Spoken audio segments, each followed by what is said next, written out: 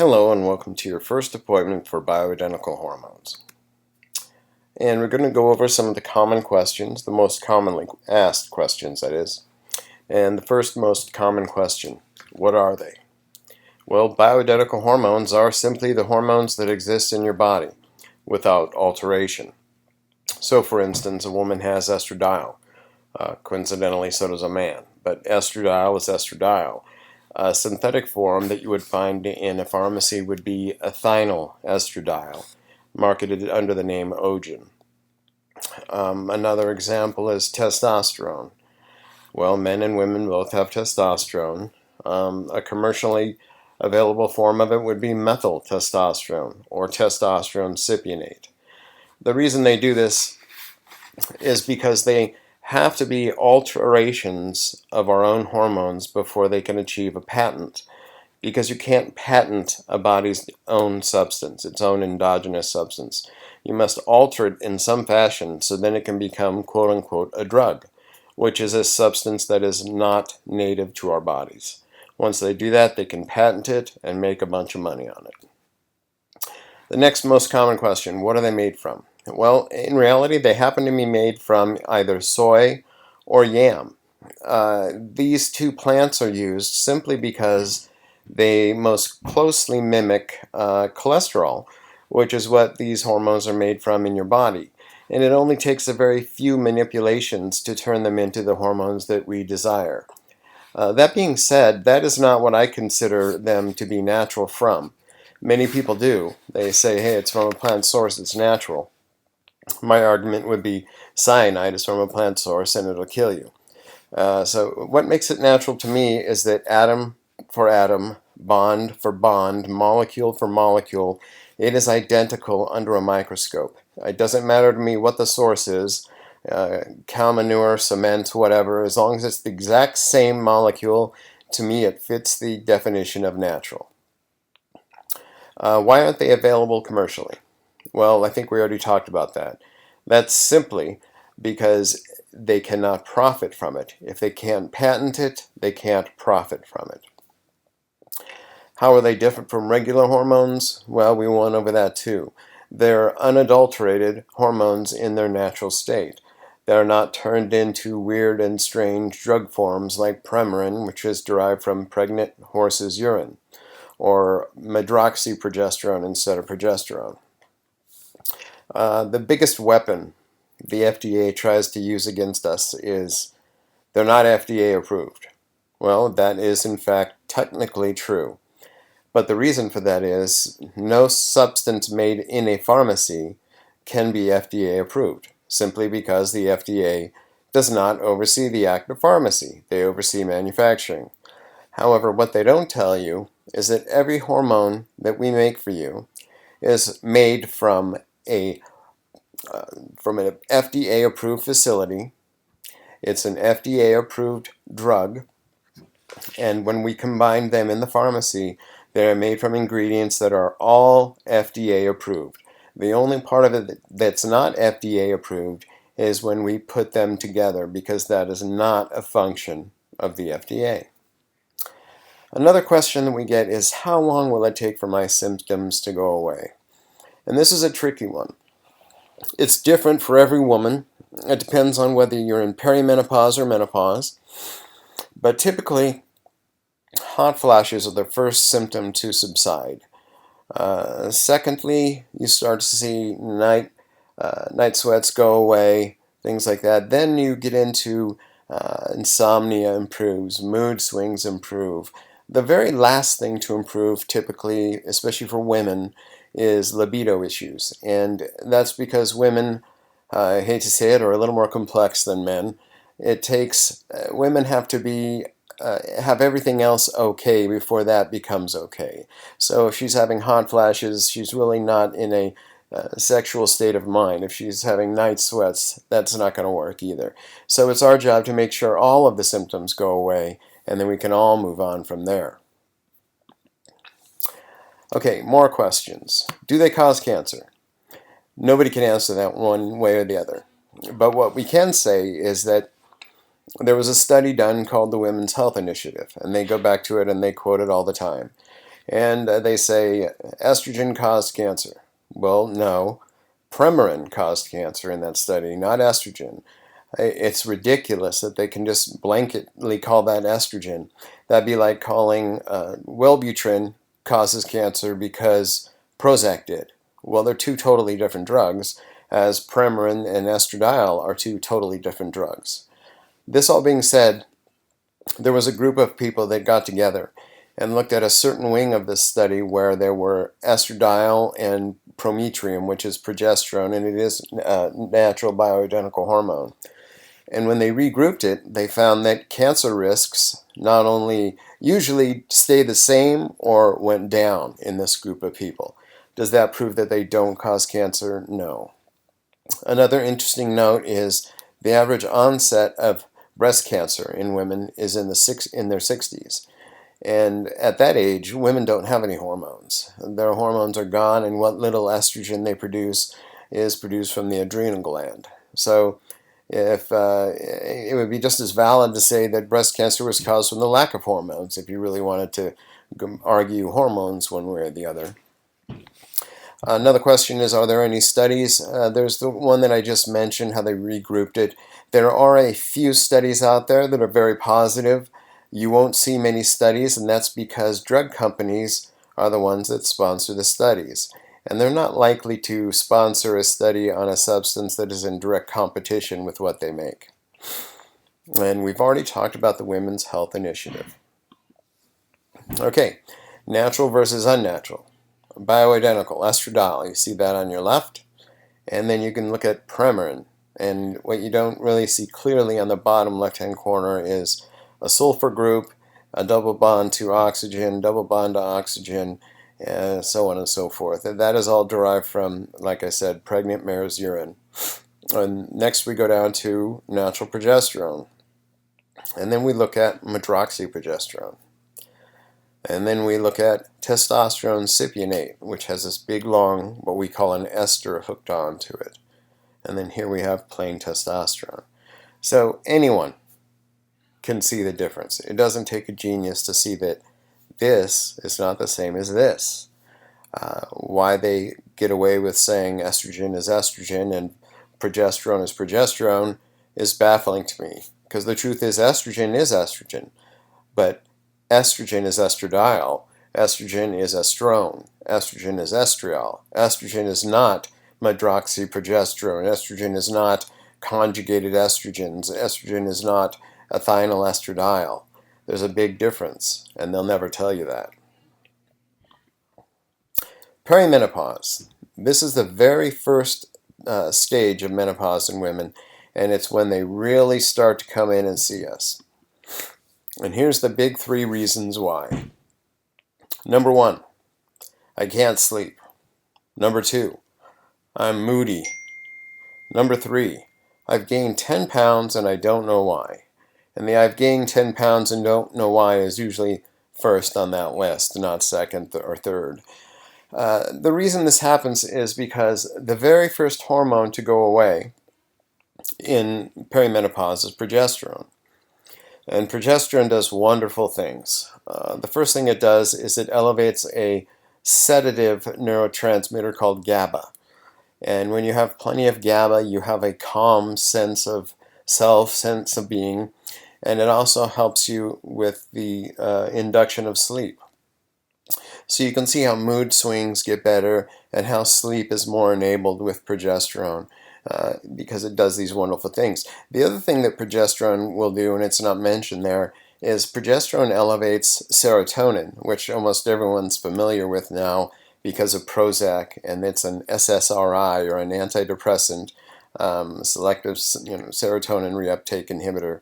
Well, progesterone elevates serotonin, which also tends to cause some drowsiness and helps with sleep, not to mention depression. And depression is a very big symptom of perimenopause. Now, it's a little more complex, but gaining the weight is typically from this mechanism.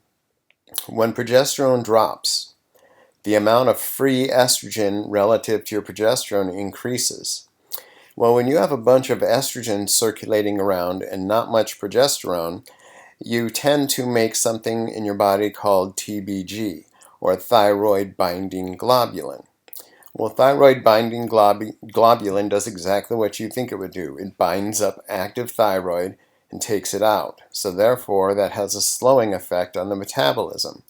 And once you take some thyroid out and you gain some weight, unfortunately, in your fat cells, there's a little estrogen factory made from something called aromatase, which is an enzyme. The more fat you have, the more aromatase you make. The more aromatase you make, the more fat you have. And it starts a spiral. And the reason this is relevant is every woman will tell you, I gained 5 pounds, but then after that, the next 5 were faster, and the next 5 were even faster. And it's a big, huge spiral. Well, there's a very definitive hormonal reason for that. And we've kind of cleared this. Progesterone and what it does, mood swings, insomnia, and weight gain. And we've cleared or talked about all of those for you.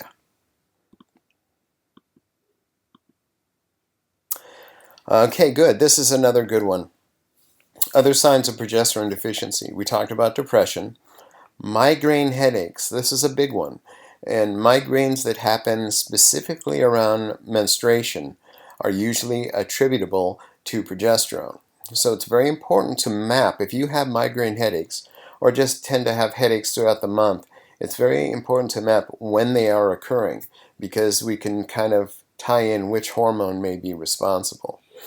A lack of progesterone or sporadic spurts of progesterone can cause menses or spotting at different times.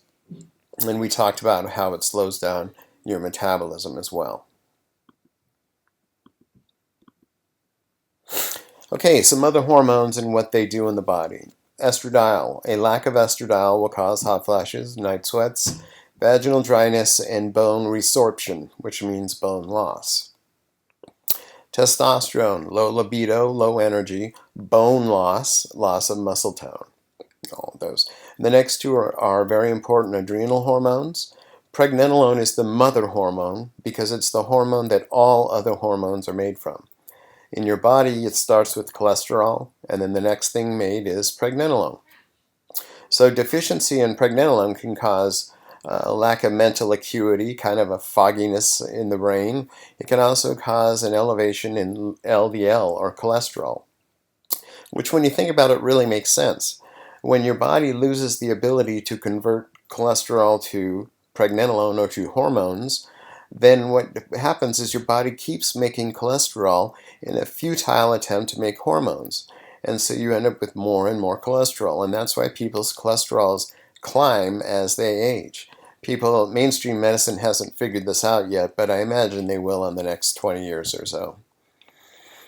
Next is DHEA, and it's an interesting hormone because it was the very first hormone that they used in anti-aging medicine. And the reason for this is because they found that any disease state, whether it was a tumor, renal failure, anything, you name it, was accompanied by a low level of DHEA. So the reverse logic was used, and we thought, well, hey, if we supplement DHEA, maybe these other disease states won't happen. Well, that was not the outcome, of course.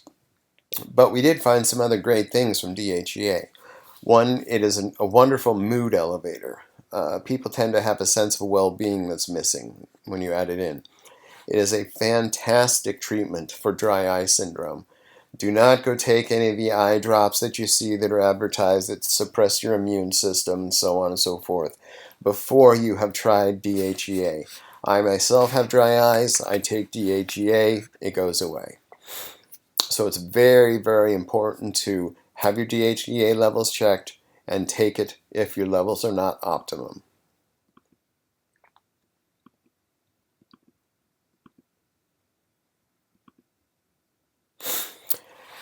Okay, isn't it natural to have menopause? People often argue, and the answer is yes, it is. It's also natural to die. That's not the outcome we want, however. By adding natural hormones into the mix, what we're trying to do is prolong what would be our reproductive state. Because if you look at nature, when animals lose their ability to reproduce, they usually just simply die. If you're a praying mantis, the poor male, as soon as he mates and copulates, his head's knocked off. That's not really what I'm talking about here. But other animals that as soon as they have lost their ability to mate, they age very rapidly and they die. So by extending that period of hormonal levels, we hopefully extend our lives. But even more importantly, while they call this life extension medicine, to me it's more importantly to call it quality of life medicine. It makes you feel better on this medicine. I feel much better. Every day is much better than before I took it. So I feel good enough, and almost every woman that has taken these comes to me and says, even if it took 10 years off my life, I would take them, because that's how much better they feel. What does natural mean? We talked about that. To me, natural means identical under a microscope. I don't care about the source or anything else. I care about if the atoms and the molecules are the same. Some people care about it being from a plant. Well, guess what? You get a bonus. These are derived from plants, and they're identical under a microscope. The other value that this has, that you will never get, ever, in standard medicine, is the ability to individualize all of our cases. We don't have any two women on the same formula. They all have different levels of one or more hormones. And that's simply because every woman's different. So to give everyone the McDonald's version of, Premarin 0.625 and Provera 2.5, even if they were natural, is ridiculous, because what if they need a level in between those two? It's not available. And we did talk a little bit about patents and profits, and the reason they turn all these nice, wonderful natural hormones into weird Frankensteinish hormones is so that they can simply profit. Next, we're going to talk about thyroid. And this is what's one of the things that's changing the most greatly in medicine right now. And it's hard to get doctors to make the shift because they're so afraid of liability. But here's what's going on. Doctors typically only test something called TSH, thyroid stimulating hormone. Well, that's not even a thyroid hormone. That's a pituitary hormone. And it stands for thyroid stimulating hormone. So if your level of TSH is high, that means it's trying to get your body to produce more thyroid. Your body isn't producing it, so you must be hypothyroid. If it is too low, that would mean that your thyroid was producing too much thyroid hormone, and we need to adjust it that way. Well, sure, that's a useful tool. But the problem is, if you want to know what your thyroid levels are, why don't you test thyroid? And the reason I say this is there are millions of people with normal TSH, normal T4, and T4 is the inactive, or I should say primarily inactive form of thyroid, and it needs to be converted in the periphery in your body to T3 to be active. So what happens is you have a normal TSH, a normal T4, and people do not have normal T3s. Their ability to convert T4 to T3 with the deiodinase enzyme fails. It could fail for a lot of reasons. It could fail from low energy states. It could fail from selenium not being absorbed properly. It could fail from being on other medications. There's a million reasons it could happen. But the fact is, traditional doctors never check free T3, and free T3 is the only hormone that matters in your body. If you want to know, or if you suspect you're low on thyroid, it's a simple test. Take your body temperature. This is the way they used to do it in the old days. Take your body temperature at night, take it in the morning. If you're on average, you're below 98. If you're in this 97.2 range, that means that you have a thyroid issue. Most doctors will say something silly like, well, that's just normal for you. Right, thyroid disease is normal for you. Nobody should be 97.2. 98.6 is what you should be. That's a normal metabolic rate. And if you're not there, we need to supplement thyroid to get you there. So what we have done, because we don't want to cause any liability with physicians, Insurance companies run the world, and they don't like to see you on hormones or thyroid hormones if your levels are quote unquote normal, meaning T3 has a range of 2.3 to 4.2. So if you're 2.31, you're normal. However, at 2.31, I've never met anyone that felt good. So we like to optimize that and bring you up to 3.9 and still have TSH in the normal range. And in so doing, our patients feel fantastic. That way, we're not taking anyone out of range, or out of the normal range, and we're still keeping them in normal, and yet they feel so much better. So we have to be careful. We walk a straight line, and we have to do things still within the parameters of normal medicine. There's also a huge issue with doctors. They do not check the other thyroid hormones that need to be checked to get a complete picture of what your thyroid and what's going on. They need to check free T3. They need to check something called reverse T3. Reverse T3 is exactly what it sounds like, backwards T3. The problem with it is that it blocks free T3 receptor sites, and it makes it so your thyroid won't work.